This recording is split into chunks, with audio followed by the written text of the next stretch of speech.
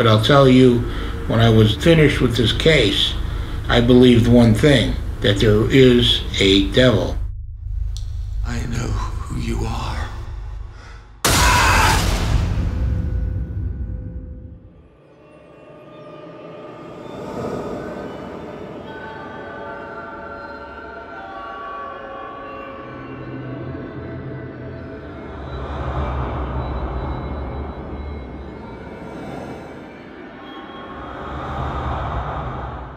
Do you know what happened in Brookfield on November 1981? Do you remember the case?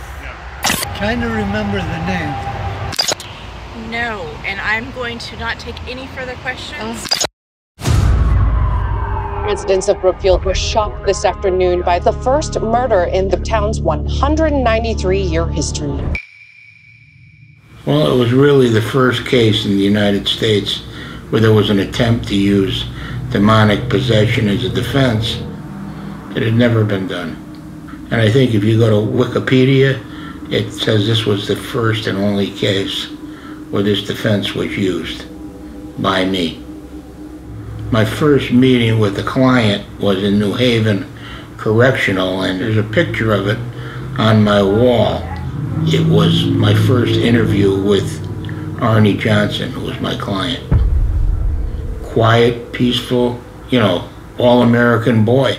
Whatever happened that day, that was not Arne. His family, they lived in the Brookfield area. He was an arborist. He worked in landscaping.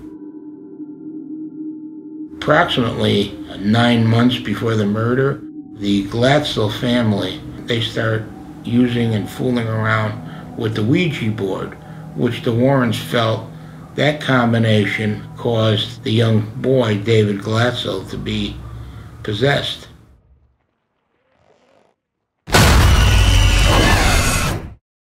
Five priests that were assigned by the bishop, and they were investigating the claim, or if it was in fact demonic possession. And Arne was involved with them, involved with David Glatzel. During one of these exorcisms, Arne challenged one of the 42 demons to enter his body. All the priests said, "Don't do this." And he did, because he had deep care and concern for the young boy. And after that, the priest gave him a cross to wear. And what really was unusual, about a week later, after he got the cross, and he was an arborist, he fell 100 feet, landed on his back, didn't have a scratch, was unconscious, and the cross was there that the priest gave him, but the necklace holding it had disappeared.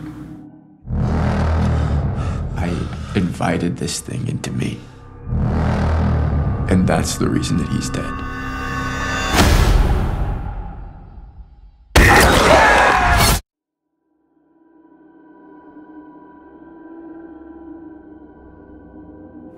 Arne Johnson, who was in his late teens, and Debbie Glatzel, who was in her upper 20s, and the victim, Alan Bono, from, I think it was Australia. Debbie worked at the kennel that Alan Bono ran or owned.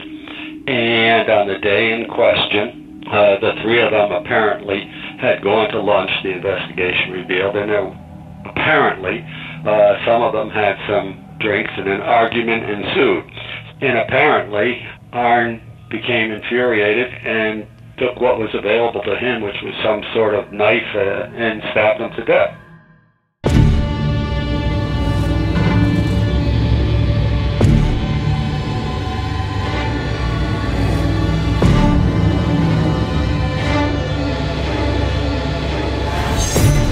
Ed and Lorraine Warren had a significant role.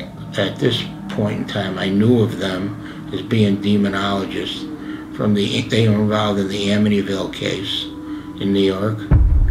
To me, the more I got to know them, and I saw them probably 3 or 4 nights a week at their home, they were very sincere, honest people, and they really believed, based on their experience and the totality of the circumstances, that this was in fact demonic possession. Arne Johnson was under diabolical possession. He didn't know what happened for at least 2 hours. In that 2 hours, he had killed Alan Bono.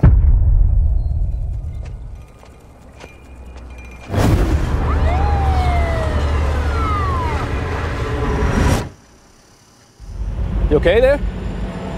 Jesus. I think I hurt someone. You go into court and you swear on the Bible. You swear to God to tell the truth.